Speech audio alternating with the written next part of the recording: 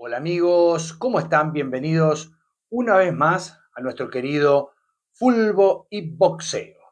Hoy vamos a referirnos una vez más al pugilismo, pero no de manera directa, sino fundamentalmente con lo que está relacionado a la historia del mítico Luna Park, que por supuesto fue escenario de grandísimas veladas y que naturalmente ha quedado en el recuerdo de todos los argentinos por un sinfín de combates que allí se desarrollaron. Es justo decir que esta historia comenzó el día 6 de febrero, por allí por 1912, cuando Domingo Di Pace abrió en un tramo de la avenida Córdoba, que se llamaba por entonces Rivera, una feria de entretenimientos, bailes de carnaval y teatro al aire libre, a la que llamó justamente Luna Park. En ese solar permaneció durante 3 años, ya que en 1915 se mudó a Corrientes y 9 de julio, exactamente Corrientes 1066, lugar donde hoy se erige nada menos que el obelisco. En aquellos tiempos donde esa famosa arteria era angosta, algunos años más tarde, allí se efectuaron los primeros combates, luego que en 1924 quedara sin efecto la ordenanza que prohibía realizar reuniones boxísticas. Cuando se ensanchó Corrientes, era indudablemente el momento, según se decía, del progreso y entonces el Luna desapareció. Y si bien su esencia no era boxística, sino más bien se trataba de un teatro al aire libre, uno de los primeros grandes hitos fue la transmisión radiotelefónica de Radiocultura del combate entre Luis Ángel Firpo y Jack Dempsey, allí en el Polo Grounds, el 14 de septiembre de 1923.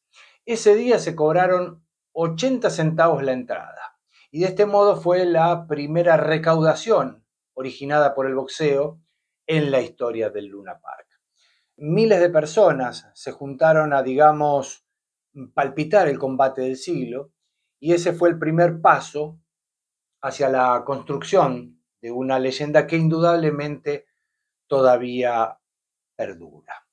Debido a la trascendencia y enorme adhesión popular que provocó la pelea entre Firpo y Dempsey, Dipache vio que los espectáculos boxísticos, que hasta ese entonces, insisto, estaban prohibidos en Buenos Aires, allí probablemente habría una beta para capitalizar. Lograron entonces la autorización municipal y el Luna Park comenzó a organizar encuentros pugilísticos. La primera experiencia fue organizada en un combate entre Daniel Pericoli y José Esperanza, pero el intento resultó un verdadero fracaso económico. Sin embargo, a partir de ese momento y a pesar de este traspié, el boxeo se afirmó en el Luna Park. Porque, por ejemplo, allí subieron figuras de aquel tiempo como Gualtieri, Ostumi, Pedro Quartucci, recordado actor y medalla de bronce justamente en París en 1924, Julio Mocoroa, Vicente Cámpolo y Andrés Escoto. Y hasta el propio Luis Ángel Firpo hizo exhibiciones con distintos sparrings, en ese momento ya retirado de la actividad. Justamente en 1925, Domingo Di Pace murió y entonces Ismael, su hijo, continuó al frente del negocio, en este caso asociado a su amigo José Lecture.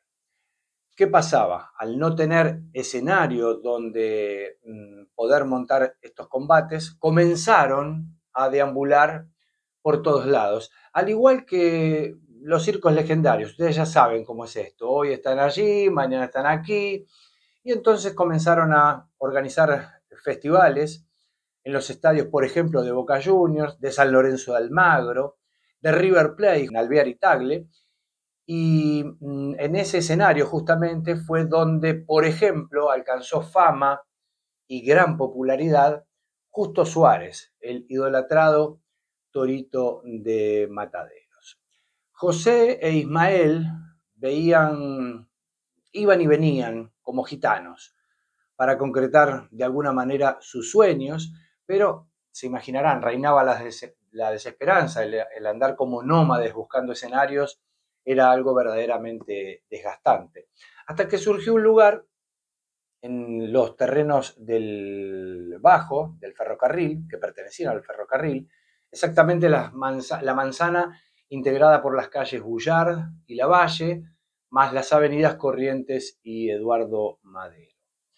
De entrada esa propuesta no les gustó porque en aquellos años la ciudad terminaba en la Recoba del Bajo, y allí era donde los marineros, por ejemplo, acudían a los afamados piringundines. Más allá solo había baldíos y después estaba el río. Ellos no lo sabían. Pero en 1932, con la inauguración del actual Luna Park, de alguna forma estaban dando comienzo a la verdadera vida del boxeo nacional.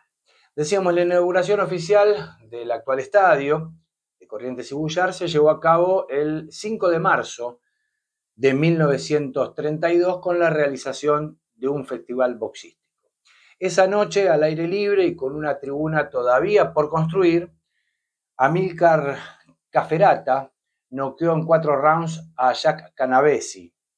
Una semana más tarde, es decir, el 12 de marzo, el Luna vivió una de sus noches más tristes, cuando Víctor Peralta destronó nada menos que a Justo Suárez, arrebatándole el título argentino de peso liviano y de alguna forma le rompió el corazón a miles de argentinos para quienes el Torito era un ídolo indiscutido. Siguió siendo luego un escenario al aire libre, en el devenir de los tiempos, mirando siempre al cielo y rogando que no llueva en cada festival. Pache y Lecture consiguieron recién en 1934 que el Luna Park tuviera su techo y de ese modo verdaderamente podía llover cuando San Pedro así lo decidiera. El terreno no les pertenecía, por tanto, todo el esfuerzo y esmero puesto diariamente podía irse al tacho en un abrir y cerrar de ojos. Sin embargo, el sacrificio los premió porque en 1941 pusieron 2 millones de pesos y compraron el terreno. Por fin el Luna Park les pertenecía. Sin embargo, la década del 50, debemos decir que fue de gran pesar, de enorme pesar para la gente del Luna Park, porque en julio murió Pepe Lecture y 6 años más tarde, en un accidente automovilístico, falleció Ismael Pache. Parecía de esta forma casi que el final, pero aquí las dos viudas, Ernestina de Lecture y Sofía de Pache, siguieron adelante con los sueños de sus maridos. Por entonces trabajaba en la empresa un joven que tenía las mismas ganas que los malogrados hacedores del Luna. Me refiero a Juan Carlos Lecture, que después de un breve tiempo de aprendizaje junto al matchmaker Juan Manuel Morales, le tocó quedar al frente junto a su tía Ernestina, ya que la viuda de Pache poco a poco se fue apartando. Tito Lecture fue protagonista de una página dorada del deporte argentino porque, a no dudarlo, a su lado se consagraron 13 campeones mundiales. Fue sin dudas el alma mater del Luna Park para su crecimiento, desarrollo y expansión. El Luna tuvo sobre su cuadrilátero figuras de primer nivel mundial, como por ejemplo Archie Moore, el notable campeón medio pesado. También estuvo el campeón pluma Sandy Sadler. No puedo olvidar al cubano Gerardo González Hernández, Kid Gavilán, gran campeón de peso welter.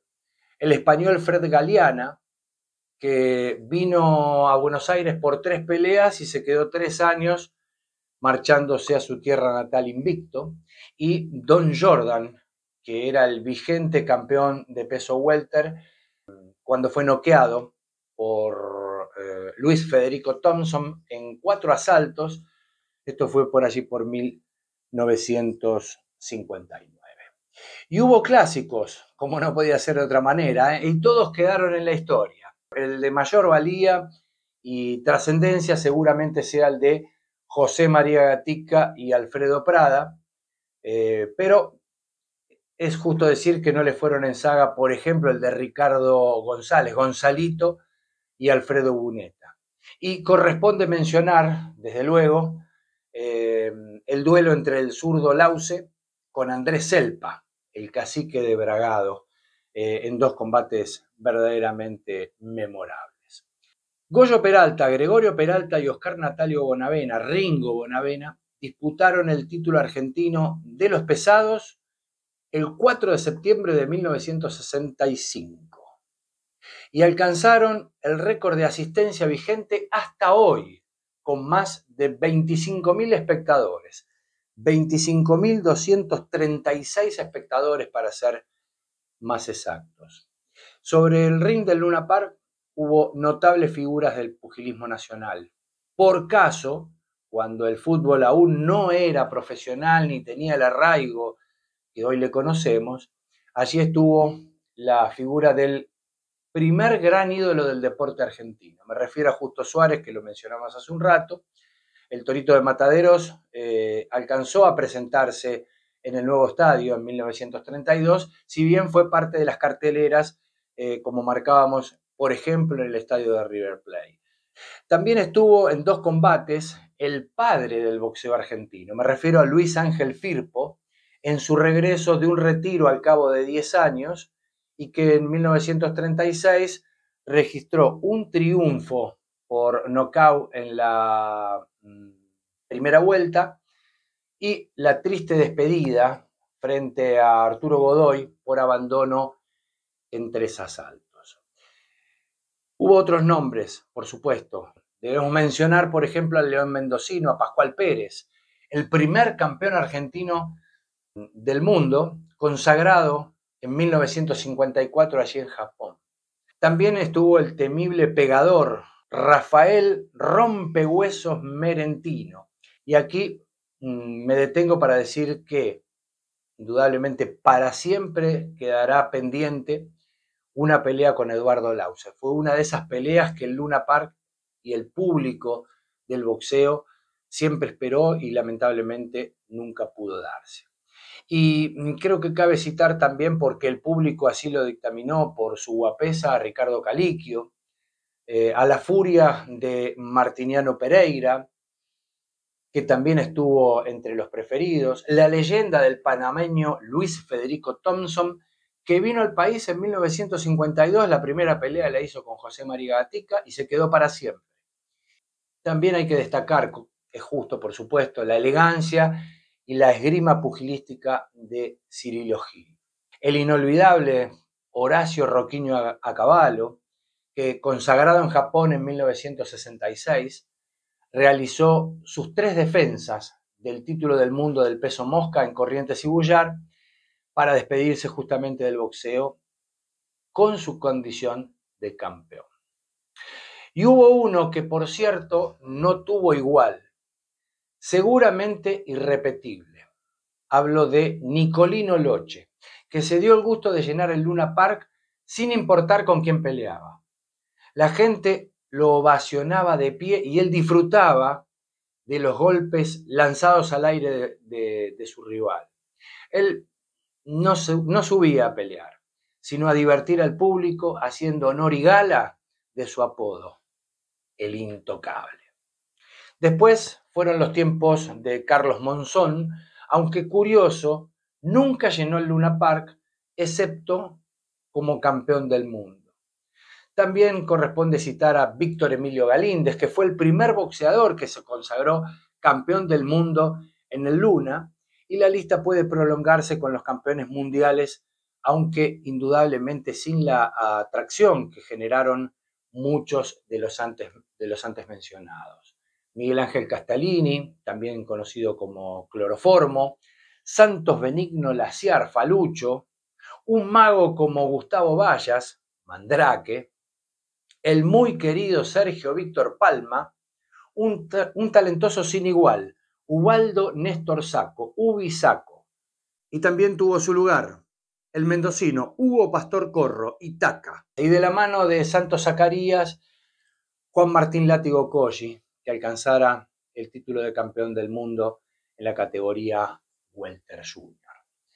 También atrajo multitudes, podríamos decir, mimado de Tito Lecture.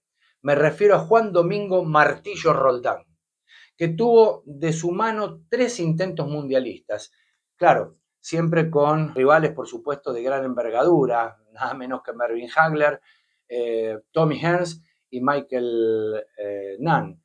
3 grandes campeones que indudablemente se me ocurre privaron a un Martillo Roldán que bien pudo haber sido campeón del mundo a lo mejor en otro tiempo.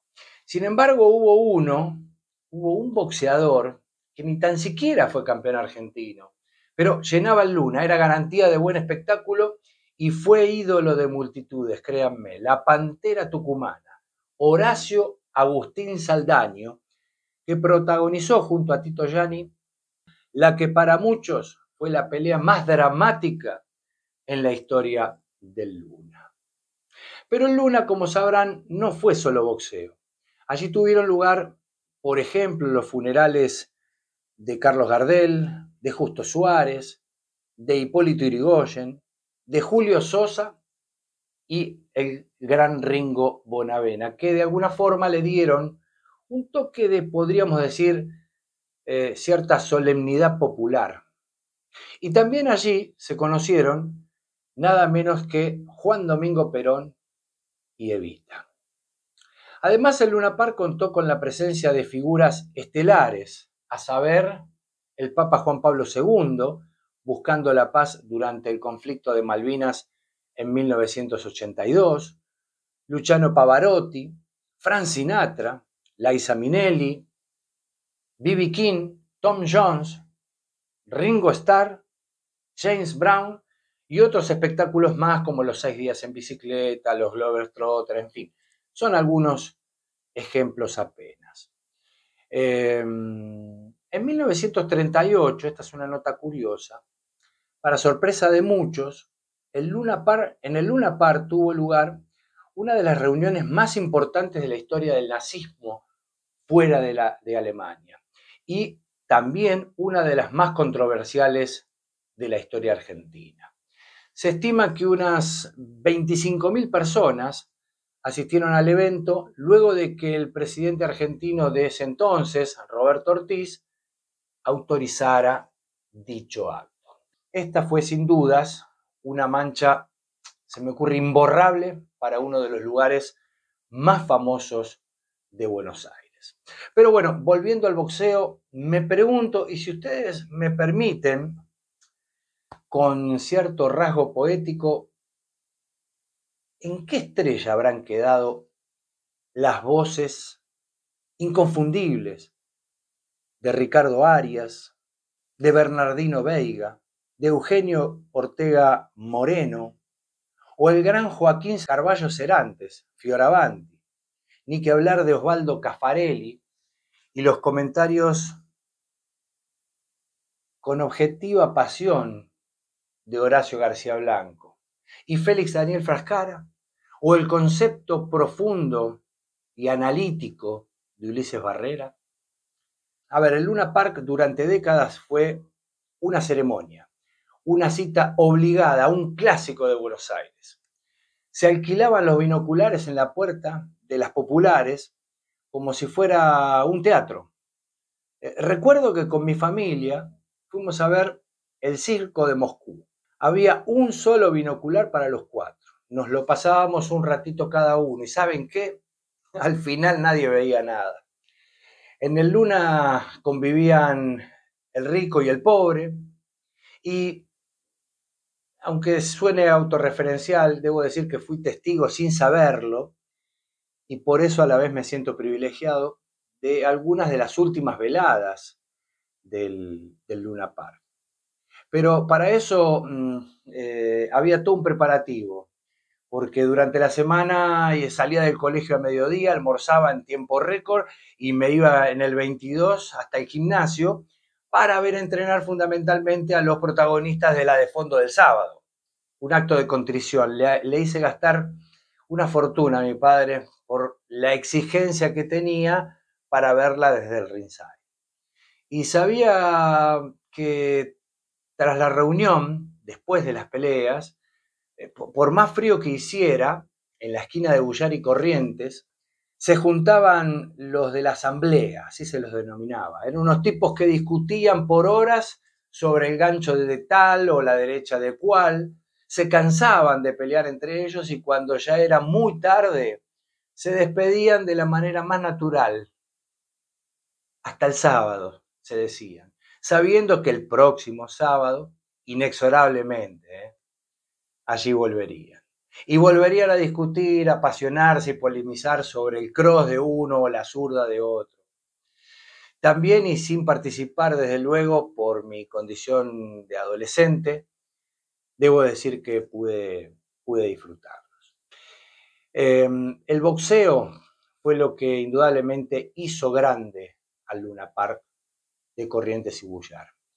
Y a no dudarlo, créanlo, es una marca registrada en la cultura popular porteña y argentina. Bien amigos, hasta aquí este contenido referido a la historia del Luna Park. Les vamos a pedir a todos ustedes que se suscriban, que nos acompañen si es que nuestro material es de vuestro agrado, como decimos siempre. Le den like, son todas colaboraciones que por supuesto a nosotros nos sirven, nos posicionan mejor en esta maravillosa comunidad de YouTube. Dejen sus comentarios, sus opiniones, siempre para nosotros bien valoradas, y desde luego los invitamos, los convocamos para el reencuentro la próxima, como siempre, aquí en Fulbo y Boxeo.